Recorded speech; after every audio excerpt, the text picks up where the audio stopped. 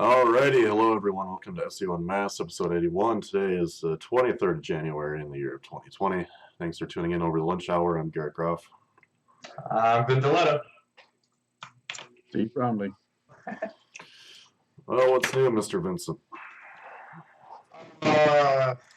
Nothing. I've been slammed with client meetings all week, which is good. New business coming in, but when you're out of the office all day, you don't get too much actual work done. Yeah. I got a cool meetup going to tomorrow with the guys from Siege Media, Ross Hudgens. So he's hosting a nice little breakfast for some guys in New York City. But other than that, same as usual. How about you guys? Yeah, Same shit. Almost up after everything. Should be up straight by the weekend finally, and all the things that were lost during my unexpected 2.5 week absence to start the year. So I'm looking forward to that. Yeah. Almost got down to inbox 0 last night, but at 3 a.m. I was just too tired, and then you wake up in the morning and some people have ruined it. So, but pretty optimistic I can get the rest cleared now and be back to normal. Wait, so do you delete all of your emails, or when you say inbox 0, you're just saying you read it or replied to them, or just got through them? Well, you don't keep them in your inbox. I moved into the appropriate folder and Gotcha. Yeah, I am never at inbox 0 ever. But maybe it's a goal for 2020. Well, just click select all and move it. Thanks, Steve. Pending emails folder. Yeah, I appreciate the suggestion. And then go for lunch. Yep. Let me take care of my very loud dog. 1 second. Steve and I will be at Affiliate Summit West in Vegas. We won't be at the actual conference, but we'll be in town. So, yeah. Let's meet up. Yeah, let us know. Let's have a beer. Yeah, for sure. What day are you leaving? I'll be there Saturday through Thursday, and you're getting in tomorrow, Friday? Yeah, I arrive like midnight tomorrow, so really I'm there on Saturday as well. I mean, if anyone's around and you want to come to the link for a beer at midnight, send me an email, but probably I'll just go to bed if I don't hear from anyone. It's going to be a long day. Yeah.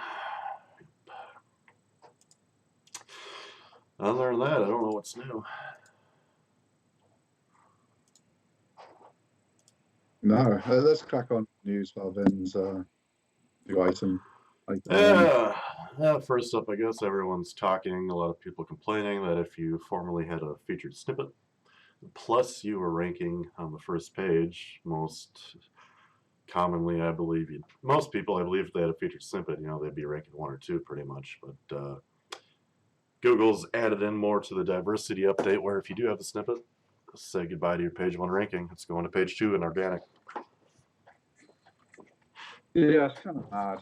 I mean, I don't get it. It seems like a big, it'll have a big impact on, like, if your snippet was really, really good and it answered the question really well, you were already losing loads of traffic, but at least you had your organic listing group of people that scrolled, and maybe it had slightly different wording on, or people just kind of saw it and thought, oh yeah, this is obviously the authority, it's here twice, let me click on it. And this comes up later. I think it was a tweet by Rand, so I may as well just merge them together now rather than us talk about it at the end of the show. He was saying, he sees a future where there's a SEO de-optimization service sold by agencies where they try and get you to lose the featured snippet and give it to someone else so you can get your page 1 ranking back. And I think that's not that illogical a line of thinking in some particular search results where you might be better off. So that makes it kind of stupid and annoying that Google's done with people. We'll see how it goes. I guess they do roll things back from time to time. Sorry about that, guys. Yeah, no worries. We were just saying, like Rand was saying that he sees a future where there's a de-optimization service where people try and get their feature snippets lost so they can get their page one ranking back again. Yeah, Ian just tweeted that out too. He's like, yeah, if you guys want to get rid of your featured snippets, you can give them to me. I know some, in regards to featured snippets, some people are saying that the actual number one spot, not the zero spot, it gets more clicks. And zero spot is like kind of suffering from banner blindness almost. And they're just getting like 10% of the clicks, whereas the number one is still getting that like 23 to 25% of the clicks on the first page. Yeah, I think your average user doesn't really know necessarily that that's a real result. Like they think it's some kind of from Google result, so they might just scroll straight past that automatically. Yeah, that's what I would guess. But I certainly wouldn't give up my my featured snippet if I had it. Well, you would say that because you're Mr. Featured Snippet that just prints featured snippets like they're going out of fashion. Yeah. The other thing that's concerning with that, I don't know if you guys mentioned it while I was out, is they said that if you have the featured snippet, you're not going to have the top 10 ranking that you would have, which is logical. But I'm wondering how quickly, so if you lose your featured snippet, how quickly you regain the top 10 spot. Because in my niche, at least, I see featured snippets that change daily. So if snippets are that volatile, I certainly hope that you're going to get your top 10 ranking back every time that kind of swaps I out. would imagine it's a live substitution. Like the way I imagine it works, they'll have the organic rankings. Like they still know 1 to 10, but when there's a featured snippet, they just swap that one out. I'd imagine it's just automatically done. And the snippet's determined. You would hope so, but we all know Google, so I guess time will tell. Yeah. You are right to be cynical, but I think this one is so technically simple. I think even Google, with their experiments, on the right way of doing this one.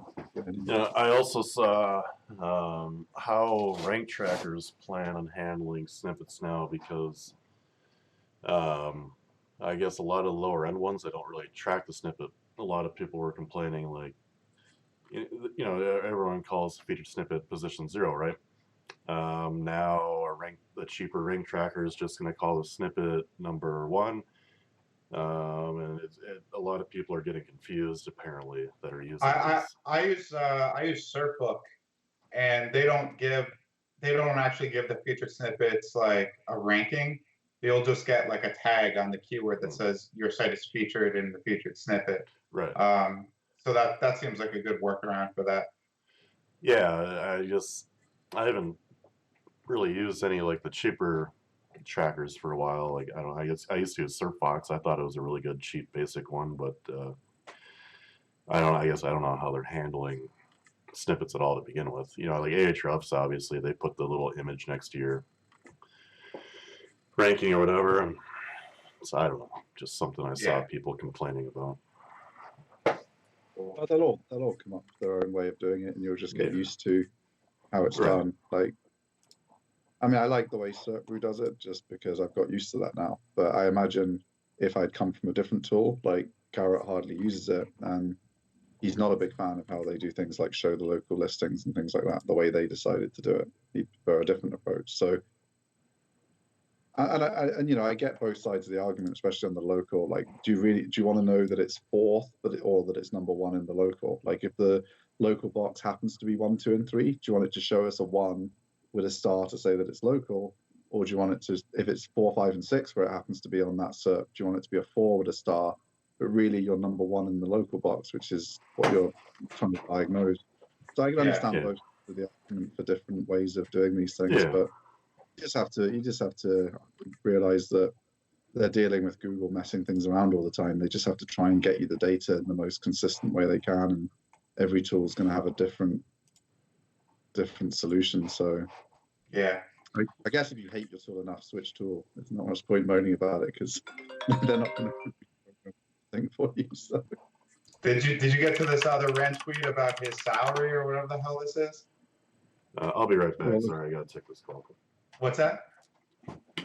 Which that's open. Somebody shared a rant tweet. CEOs make 278 times more than typical workers. Jesus. And Yeah. I guess this was Garrett. But Yeah, yeah, hold on. Let's go. Oh yeah, I remember. I remember this one now. Yeah, this was an old. This was going to be last week's round of the week, I think. yeah. So I guess somebody tweeted out this little graph that shows what CEOs make compared to normal, I guess, worker compensation. And Rand responded that doesn't fly with his experience. Well, no. What he's saying is, he says, "Do we really think CEOs have got better since the 1960s?" And Rand says, "I know I haven't." So he says,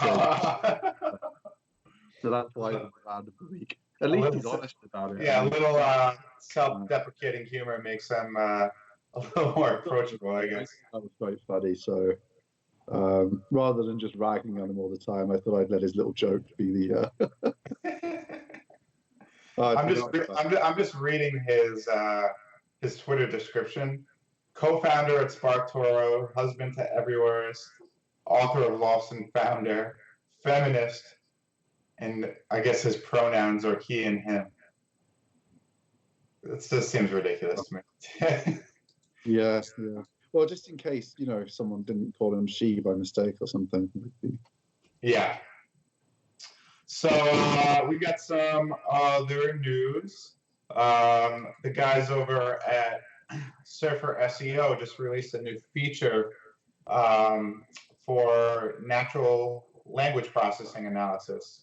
And this is something that we've talked about on the past couple of shows, with Google rolling out BERT and previously their rank brain, doing a lot of NLP adjustments to the algorithm. But, up until now, we haven't really had a way to optimize our sites for NLP. But it looks like these guys at Surfer have come up with a cool little feature that helps you do that. I know that Matt Diggity was able to beta this feature, and he saw results almost overnight after doing a content update using the NLP tool.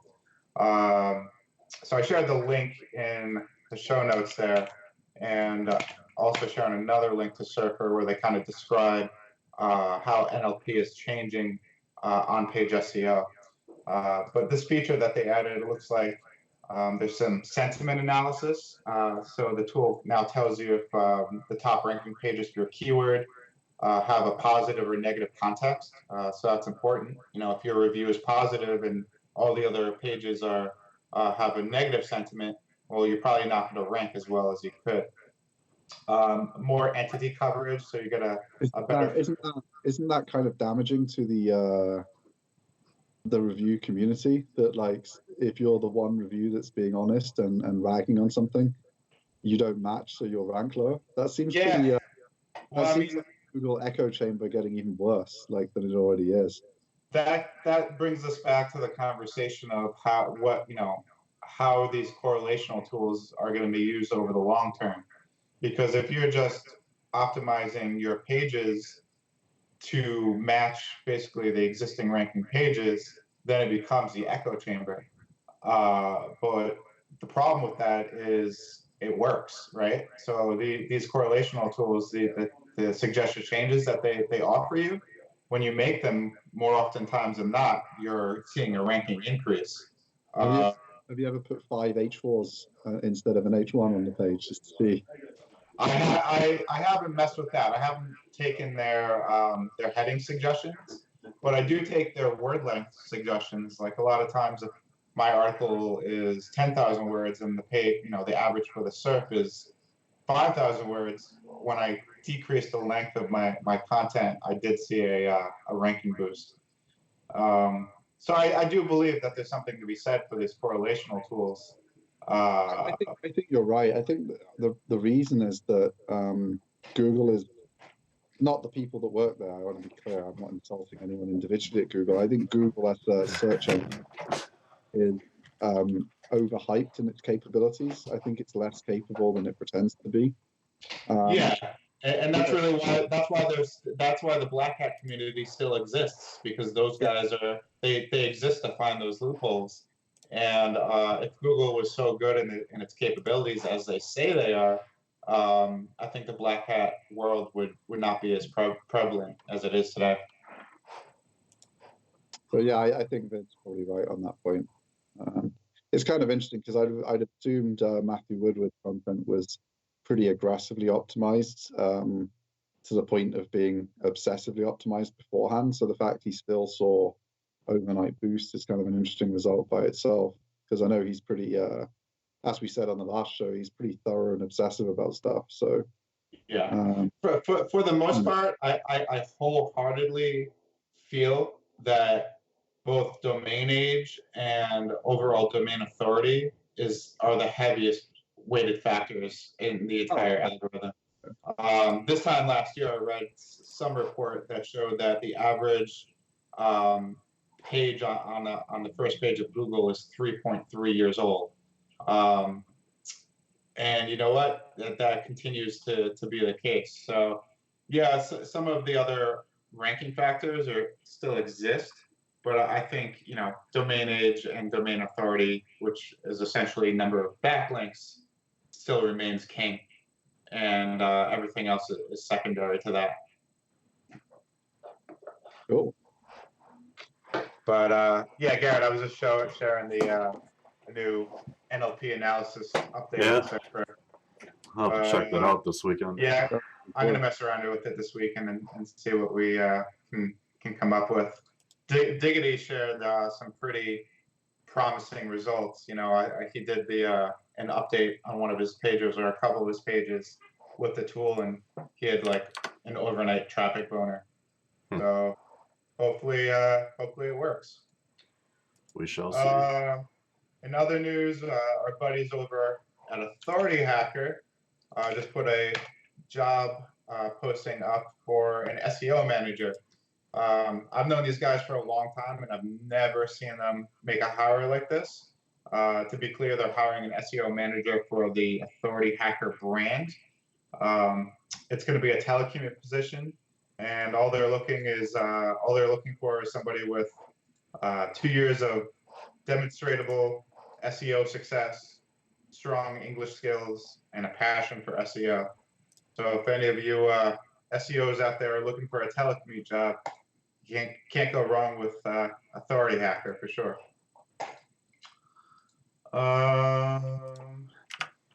And last thing on my list, and I didn't get through all this, but Rank Ranger put out a data report, SEO research in 2019, and a summary of their findings.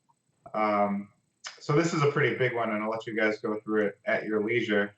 But they have some pretty good data points separated by niche, like travel niche, home and garden, retail niche, gambling niche, and just kind of it looks like they analyzed the volatility of the SERP by the niche. So I thought this was pretty interesting. Did you guys get to take a look at it or not? I didn't get to this. Not yet. I'm just kind of scrolling through it. I'll have to take a look, but in more detail. I really like these kind of like objective overviews of niches that kind of just look at the raw numbers for rankings and fluctuation after core updates, because this kind of stuff really kind of gives you everything you need to know. Kind of like I was talking about before, the average age of a first page SERP is 3.5 years. You can't really debate that. And same thing goes with these ranking fluctuations. So I think this one in particular gives you an idea of general volatility after. Interesting, the gambling niche and the finance niche got hit by pretty much the same crazy volatility increase. Yeah. And, again, Google swears that it doesn't target any one niche, but then you look at this and you see the volatility, and it makes you wonder. Well, I mean, Matt Cutts said back in the day. I don't know, what is it, 8-something years ago, 10 years ago, that certain verticals are totally different. Payday loans example, back in the day when everyone was hitting that hard, that had daily updates on manual reviews, algorithm changes every single day, maybe 2 times a day. They were manually going in and moving the SERP around. The algorithm might be working on that so aggressively because so many people were spamming it, or credit card offers or whatever. So if someone came out recently and said that different verticals are treated, they're all treated the same, that's bullshit, unless they change their policy, but I doubt it. Yeah, yeah. But I mean, the medic update, I think, although it was Perfect. medical, it was mostly impacting that one space, wasn't it? I mean, it was debunked. Mainly health, and then a little bit of finance stuff was kind of mixed in there. And I mean, supplements people were wiped out, weren't they? I mean, loads of big supplement sites. Yeah. Oh, he even goes into featured snippet stability. And yeah, it kind of mirrors what I was saying before, that featured snippets rotate a lot. And he found that in his research here too. Yeah, this is pretty good. I got to dig into this even more. We were talking about rank trackers. Do you guys use Rank Ranger? Have you ever dicked around with it? I have not. Have you? I got to check it out. This looks pretty cool. Anyway, that's all I got for news. We got anything else? Did we go over the algo update last week? No.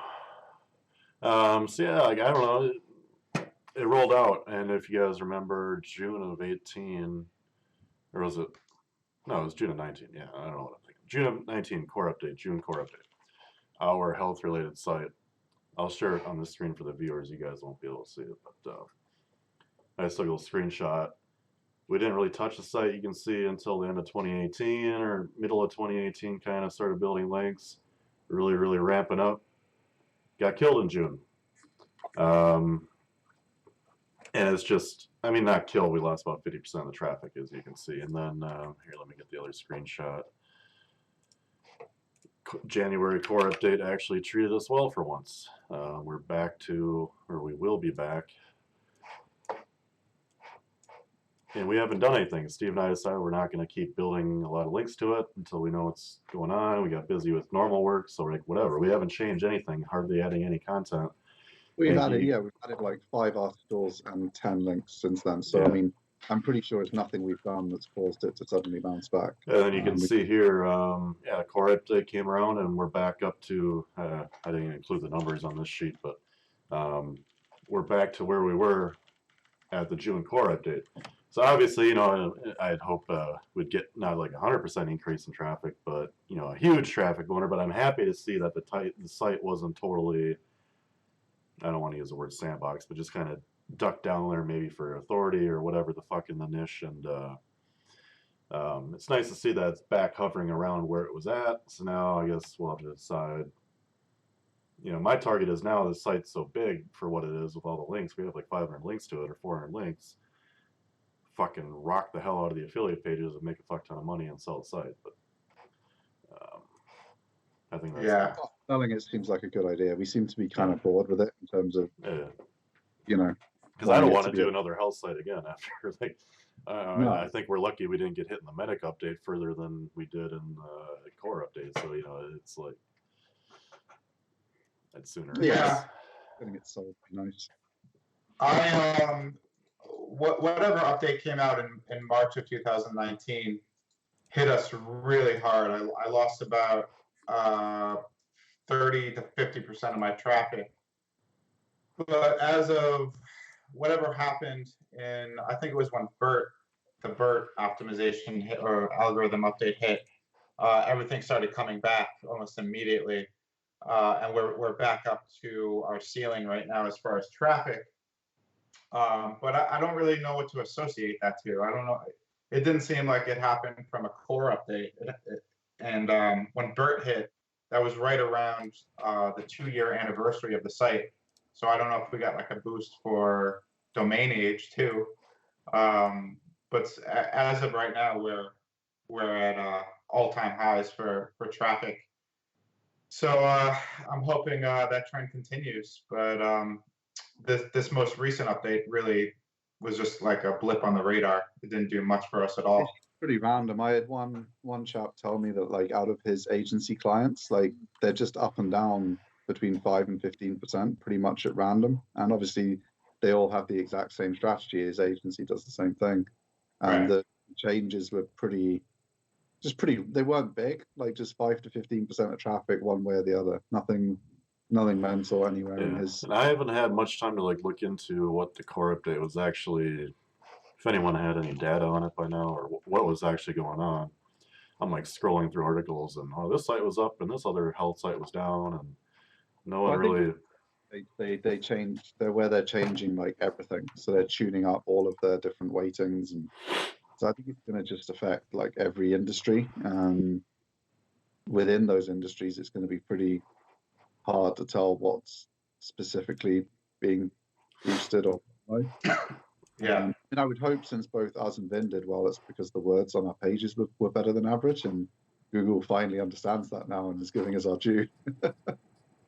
I mean, I guess in our site's case, when I was having the writers write everything, they're not briefed on to write anything for SEO. They're supposed to be covering a news topic or reviewing a product. Actually, for the product reviews, I use Vin's guide that he sent me a long time ago, similar to what he does on his site. But if they're covering, like, we have featured articles about certain medical conditions in our niche, and when she wrote those, there's no SEO involved. Not fine tuning anything. It's just, how would a health writer write this? So I don't know, it's interesting to think about it. I don't know what you guys think. Well, I think that is pretty SEO these days. I mean, it's going to naturally include all the things a health writer would say about the topic, which is going to be what is optimal. Well, I mean, it still goes back to that guide you wrote 10 years ago on how to write SEO copy. Yeah. I think I had it pretty much bang on. Just slightly too spammy, like the things that you had to do back then, like the bold, italic, and underline, and just read my advice on how to include words and what topics to include. It includes all of the fads that we've had since then. They've all got fancy names, but all of the fads like around. Yeah, it's like, I think if you're talking about wine, you're talking about the bottle, the cork, the label, the taste, the aroma, all that kind of, yeah. It's just fancy word association, and then you work out what's the most important stuff to include, what's the stuff that the reader would find most interesting, and then you nail it. I know guys that really geek out on the entity analysis and NLP stuff, and they were doing it like manually, like digging into Google's NLP API and then like kind of just drawing conclusions from all that raw data. And somebody did a walkthrough for me on that, and the time he was spending just creating these analysis documents for a single article was just like astronomical. And that's pretty much why I didn't dive into it, just because of how much time I saw he was spending on it. So I'm pretty happy that tools are starting to come up with their own analysis features like this, because it's just going to save us so much time. I've come across guys that are on like their 5th affiliate site exit, and they just order a bunch of content from someone like them, stick it up, order a bunch of links, order a few packs. Yeah. I mean, we have a client who he told me, I was like, wow, you really nail it. Your stuff always ranks really well. And he's like, I don't know, I don't read any of this stuff. He goes, I don't look at the link reports you send anymore. He goes, I just order the words, stick them up, buy the links, sell the site in 18 months. Yeah, I think that speaks to how important it is really to do your due diligence on a niche before you jump into it. Yeah, that's right. If your short tail keywords are going to take you 5 to 6 years to crack the first page, you're doing yourself a disservice. But alternatively, if you find a niche that's wide open and you know that you can totally dominate it in 18 months, well, then go after it. And especially in today's environment, because Google wants to see that domain age and authority, it's better to get started sooner than later. I've just been focusing on the one site, and me and my partner, or I've been kicking the tires on a second site, and it looks wide open, but I'm just so cautious about dumping money into it, considering how long it takes to rank these days. But you know, using the same thought process, it might just be worth it to just get started to start aging a domain. Yeah, just Uh, put the art up and leave it to age. You know, just like you guys build the few links, don't you? Just like build 3-4 links here and there. yeah, Maybe it only has like 40 links in a year and a half's time, but it's ready to start work on properly then. Whereas if you wait a year and a half and then start with nothing, yeah. But you the know, mistake I made with my existing site, which is still a very good niche and it's still very wide open, is when I did my due diligence, I focused on only keyword difficulty of individual keywords and not the average domain rating or domain authority for the top 10 sites on an average for all the short tail keywords. If I had done that, I would have seen that, you know, the average was like 60 to 65 for most of the SERPs, regardless of how easy the keywords are. So that there was definitely a mistake on my part, but we're about halfway there now. So we're just gonna keep our heads down and keep chipping away at it. And fortunately, there's no other competitors creeping up behind us. It's still just kind of us and 2 or 3 other main players. But we're just working on closing that gap. But yeah, that's a key point. they're cursing you now. This Vin guy's closing us down. Not closing them down, but I'm stealing some keyword real estate here and there, and we're monetizing the site more. We got more affiliate offers up. We're putting a lot of new content out.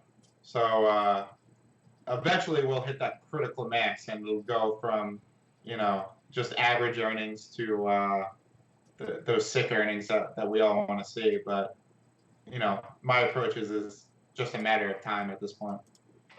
Yeah, sounds like For sure. cool. So as usual, core update, no real news. Yeah. Bit of So I update guess everyone. I guess we'll do a little update on the income store debacle that's been going on. Alleged debacle. I haven't been literally since last week's show. I kind of checked out on it because it was I was getting a bit too obsessed with reading The about it. latest news is that allegedly Ken and his wife have fled the country. Yeah. So the local paper around the home of the owner of Income Store, the former owner. I guess a reporter tried to go to their house and he saw a pile of newspapers in the driveway, and it looked like the house was empty.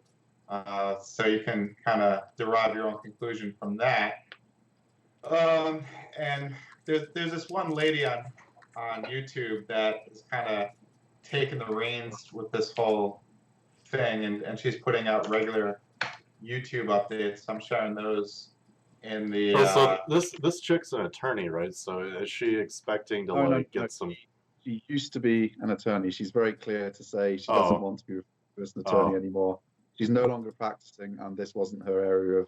She's just become obsessed with the story because it came along just as she was getting she's only just getting a YouTube channel going. She writes about like writing for sites, building sites, what's going on in the site building world.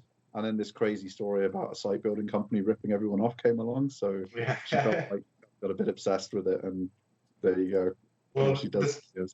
The story finally got national coverage this week. It was on Fox News. It was on CNBC, and it was because the SEC actually just finally opened up their documents publicly. So it's getting a lot of traction. Yeah, I don't know, man. I'm continuing to be in touch with a lot of their former employees. I'm seeing like the fallout it has had in their lives. I'm reading about the fallout that it's had in the lives of the investors that, you know, invested hundreds of thousands of dollars and didn't see a dollar back. A lot of that. One of our friends there and just said, look, I know you can't say anything about what's going on for legal reasons, but I just wanted you to know that we're thinking about all of you guys that, lost your jobs right before Christmas and stuff. I know how tough that kind of situation can be. Yeah. So I feel for everyone who was there training, everyone who was working hard on people's sites, everyone who was trying to make it work at the bottom of the tree. I hope you all, don't let it destroy your hope for the industry and stuff. There's a lot of people doing really well, doing what you were doing. Just find somewhere better to work where that kind of stuff isn't going on. And I hope you have a good career ahead and everyone finds jobs nice and quickly. Yeah, I mean, the more I read, the more damning evidence is coming out. But to the former CEO's credit, I never got the feeling that he was doing this purposefully or maliciously. But Yeah, I think the major, weren't they? These huge conferences and yeah, their track record of trading, and they were in ink, and the public image. I mean, if you got a job there, I don't think you'd be thinking, oh, I better look for another job straight away. I mean, maybe in the end, everyone obviously would have started to realize, by the sounds of it, like there were all those freelancers posting on Millionaire Fastlane forum, saying they weren't getting paid and stuff like that. So I guess if you're responsible for paying people and you can't pay your freelancers, people probably started to realize then, but they really only got a few months warning that the shit had hit the fan. I guess up till then, people were delighted to get a job there. It seemed like a huge successful company. Investments were pouring in. I don't think you can. It would have been hard for anyone low down, I think, to see anything. But of course, we'll see. I mean, like Vince says, more evidence is coming out all the time. So yeah, I mean, the major foul was when the writing was on the wall in the summer of 2018. That's when I from what I understand, is when all the issues started. And instead of taking a realistic look at, what needed to be done to right the ship, they kind of seem to have just doubled down on their shenanigans, and they started taking out other investments and loans to commingle into operations when those investments should have been used for other things. Allegedly, they started taking new investor money and commingling that with, things that that money should have been spent on, whether it be paying out older investors or using it on marketing or what have you. So that's really where the big sin came into play.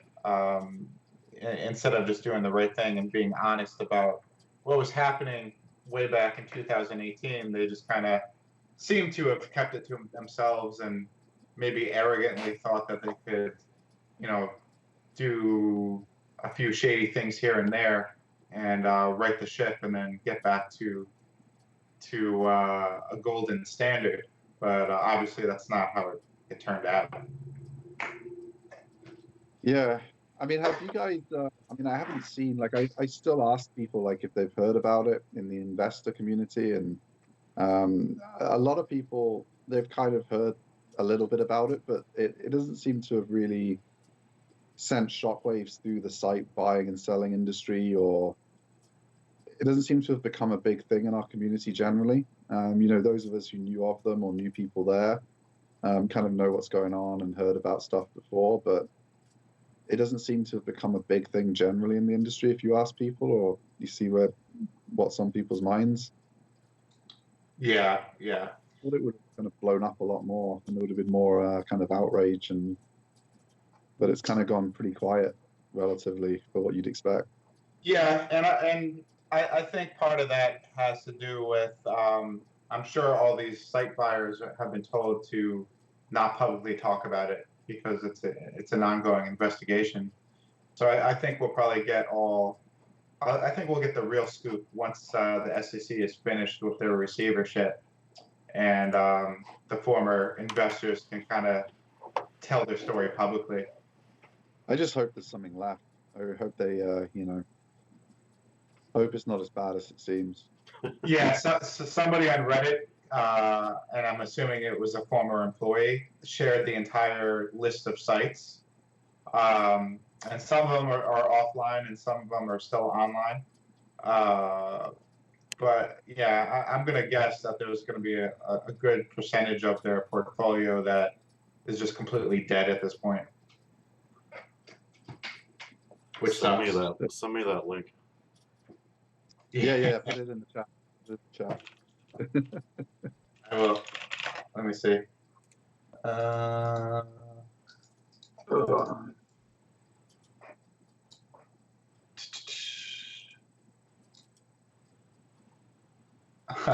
Oh man, it's just more and more and more. There you go. It's in the comments. There's a whole list of sites in there. Cool. But All yeah, right, then. I think that's everything for this week, right, guys? You got anything else? Yeah, we did the round of the week out of sequence, so we're all done. We're not wrapping up with the round of the week this week. Someone's threatening to litigate me now. On this really old site, a UK-based site, there was an issue with an image, and it was from the Wikimedia Commons, Creative Commons license. It is fully attributed, whatever the fuck that word is, on our site, on my site, I guess. And there's a link to the original image, and they disappeared. Like I bitched them off like 2 months ago, saying I follow all the license details. I linked to it. Who the hell cares? Leave me alone. And now, apparently that person didn't like me saying that, so now her manager emailed me this morning. So I think he's just trying to threaten me into paying like $500, but because I read the license again, like I do it all the time. Like, you link back to the original image. It's Creative Commons. Who the fuck cares? So I'm really confused what he's trying to get out of me. But whatever. I just read a story that somebody actually got majorly fucked from using an image inappropriately, and that it actually took it to court. So yeah, you've got to be careful. Like just because like there's like say you put an image of like a couple kissing, and you use that as your image for your STD testing page. Yeah. Like that. There will not have been even if you get it from Unsplash, they will not have signed a release for that use of that image, and they can almost certainly sue you. So you have to be really careful to just not use this images image, of people. it's of Beck, the guitar player, just on stage at a concert. that's weird. I'm not paying them. People, so you want one of those shots where it's like a blurred beach. If you're going to have a person at all on your STD testing page that didn't sign a release.